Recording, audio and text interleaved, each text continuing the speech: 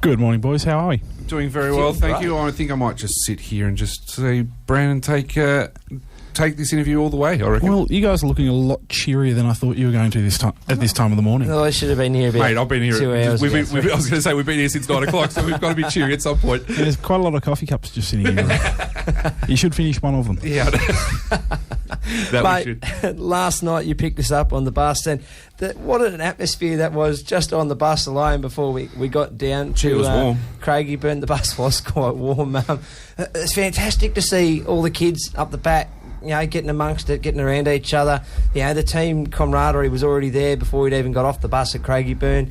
All the parents and spectators that were there, fantastic to see on the bus, and everyone just really gelled together like one massive family. And I thought that was a great start before we even got down there. So I knew something special was going to come by the time we got to Craigieburn. Little did I know when we got to Craigieburn that there was already going to be a penalty shootout in the game, leading into our game. Yeah, so good game, though. Yeah, it was then we got let's start back there, Mick. Where do we start? We got on the field. Yeah, so take us through from there. Well, we'll go back to the bus. The bus trip is a big part of what we do, because we get them all together, all meet up, and we all travel down rather than taking different cars. And you're getting down there and then having to do all that. You got 2 hours of talking and winding themselves up. So they get to the ground, they're all hyped up, which, being teenagers, they don't really need more hyping up. Need a lot. Yeah. Give them some sugar. So, we turned up, and there was, I think it was like under 12s, under 14s game final happening, and they went into the Craigieburn Falcons. I don't know who they were playing, but Melton they were playing. Yeah, they took on Melton, and we made some friends with the Craigieburn Falcon fantastic fans. Peter Cardamone joined us in there. We got quite in amongst the Indian supporters there, and they were absolutely fantastic. Welcome to Sin, like they were one of their own, and had a fantastic night in there. Yeah, no, it was a really good. Watching that was really fun to see. Firstly, the kids and the talent they had out in the field, but also to see all the spectators getting involved. Now, you guys came down to be cheerleaders, but I don't know about cheerleaders. You guys were lacking a little bit, because the Falcons had drums. Yeah, you had a distinct lack of musical equipment. Oh, well, we didn't realise that we were going to be upstage. We sort of come in with a bit of the hope of the old Barmy Army. Little did we know that the Swami Army had already moved in prior to us. And took over. And I didn't know how to play the trumpet, so I wasn't going to attempt that on. Oh, well, there's no better time than the present to learn. No, so that was good. I think, next season. Yeah, the Falcons got up there, which in the good shootout. For them. Yeah, in the shootout went down to sudden death, which is always exciting, and it's a horrible way to win a game, and it's also an even worse way to lose a game, to be honest. Although there was a couple of very happy boys throwing their fists around at the opposition going, yes, we scored a goal. Yeah, good sportsmanship wasn't really on display there. On display. Yeah. Anyway, so yeah. For thought, though. But anyway, let's talk about GVHA and the under-18s. And warm-up was good. Yeah, the warm-up was good. First half, super strong. Yep. Good intensity. Yep. 5-minute period of sleep, I suppose, is the right way to put it. I think you'd agree. Yeah. Is what unfortunately started to look really ugly. We pressed hard for about the first 15, 20 minutes, and then fell asleep for 5, and they put 2 very quick goals in the net within the space of about 90 seconds. Yeah, look at you. You've seen 3 games of hockey, and now you're an expert. It's fantastic. I've got a question. Yeah. That second goal, the first one was incredible, went through ground level, but the second goal comes through about, I suppose, I'm 6 foot tall, and it comes through about my height that he slapped it out of the air. What's the rules regarding that? Because that's where my armchair expertism drops away. Are you talking about a dangerous ball, are you? Well, I assume it slapped it right out of mid-air. There is danger to an extent, but if there's no one around, it can't be dangerous.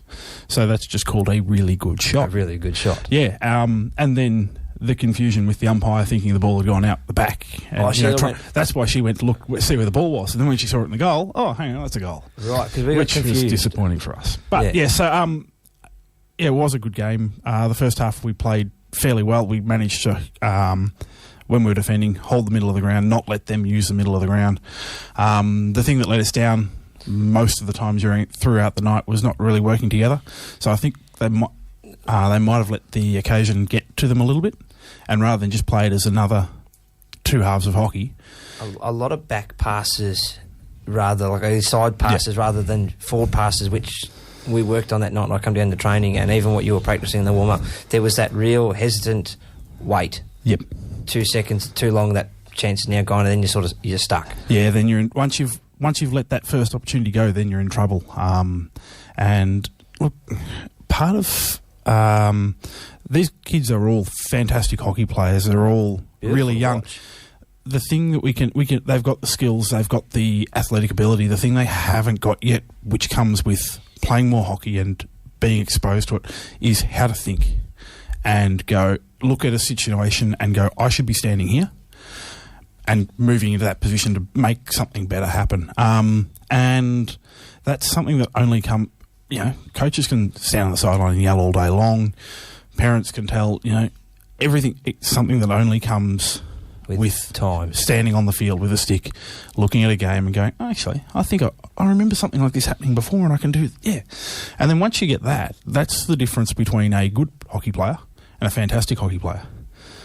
Because that thinking can compensate for poor skill or, ability not as high.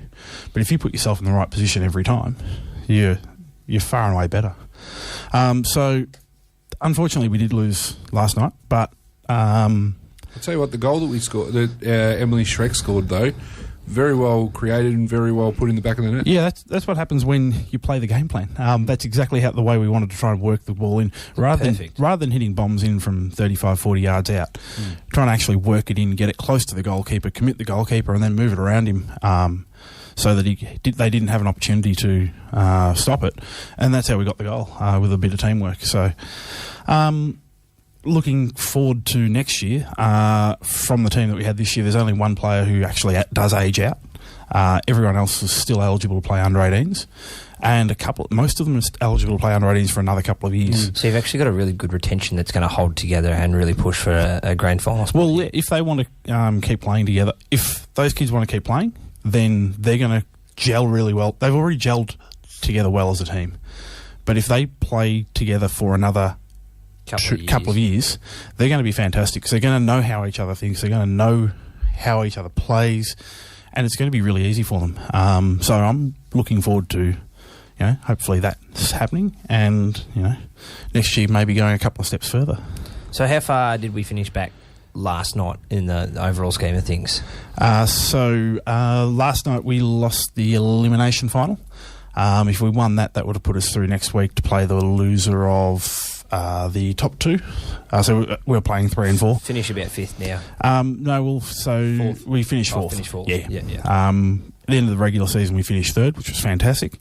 Drops us back a spot. We weren't really expecting to lose the game, but the other thing to weigh into consideration is that these kids are a bunch of players from 6 different clubs spread out between Benalla and Echuca. They're playing against teams down in Melbourne, that are from powerhouse clubs such as MCC. Was that Essendon last night, wasn't it? Yeah, we played MCC, which is Melbourne Cricket Club hockey, the hockey arm of it. Yep. MCC, Track East Melbourne, Powerhouse, Yarra Valley. All of those clubs have massive membership bases in terms of players.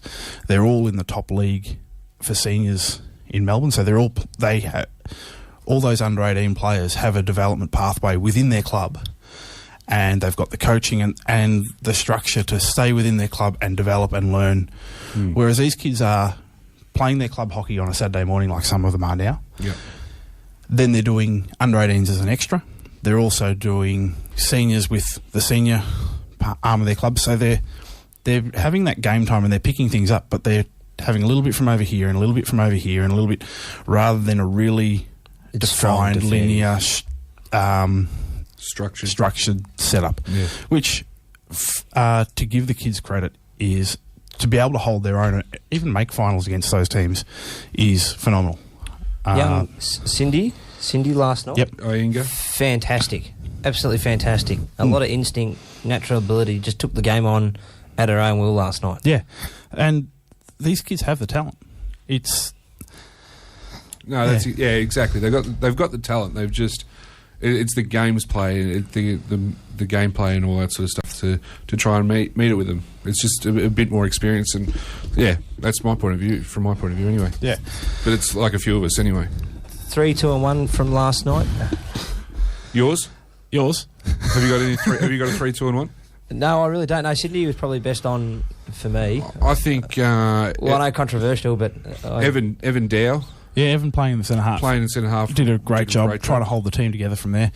Zach Horton, who's a 14 or a 15-year-old playing fullback. He's a nuisance. I wish I had that talent, honestly.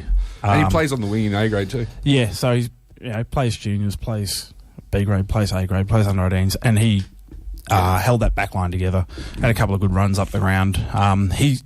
All these kids have gone from where they were at the start of the year. They've all taken steps forward, and they've all developed. He's one of them where he wasn't really confident. He didn't really know what he was doing. He was really on his heels all the time because, let the ball come to me. But last night he was going out attacking the ball and then taking it miles up the ground, which he wouldn't have done at the start of the year. So it's really good to see the confidence, the skill, the development, all that sort of thing coming out of it. The worst on ground I had last night was actually worst off ground. It had to come from Cam, who put up the wrong scores and managed to try and tell everyone that we'd finished 1-1, Michael Nielsen, and we were going to a penalty shootout when in fact Cam had ducked off to the loo. I'd missed the second goal. That is unfortunate. Worst off ground performance. Best off ground had to go to John Barnard. So. We're throwing people under the bus. Has he got a story to tell about backsticks? Ask him about tomahawk shots on goal. I don't think I want to. I think I know where that might end up. Rest in peace, Daniel. No, congratulations to yourself and to your coaching staff. I know Luke Jorgensen was one of them, and there's probably a couple of others behind the scenes that weren't down there last night. Well done to get the team up, and thank you very much for allowing us to come along and cheer you guys on, and thanks for even doing that night with BR and in the goals and all that. I think that was a bit of fun for all of us and a bit of fun for the kids as well. Yeah, no, it's not a problem. Thanks for coming along. It was really good to have you. And the one group of people who do want to thank are the parents, because it's a massive commitment from the parents to do this. Training a second time a night. Some of the kids are coming from Benalla every Monday night, Echuca every Monday night. Yeah. And then the financial cost of getting down to Melbourne and, even... Pretty cheap bus trip, actually. It is. But even...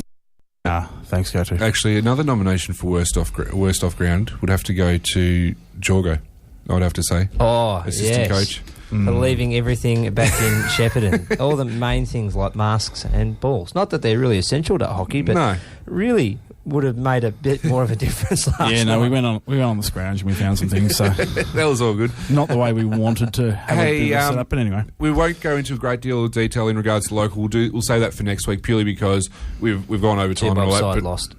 Well, that's nothing new. Under 12s, under 14s, under 16s and B grade are all playing finals today. Yep. The A grade are playing their last round of matches before the finals. Have heard that under 12s went to a penalty shootout. Yep, that's right. And SYC had a win. SYC did get up on that one. I'm just trying to find where. 3-1, they snuck up a penalty shootout.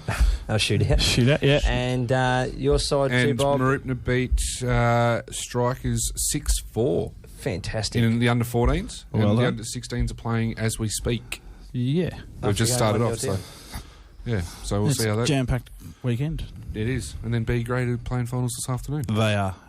And then there's a couple of B grade finals tomorrow in Echuca as well. Yeah. Massive weekend of hockey. No, Mick, thank you very much for coming in. Really appreciate it.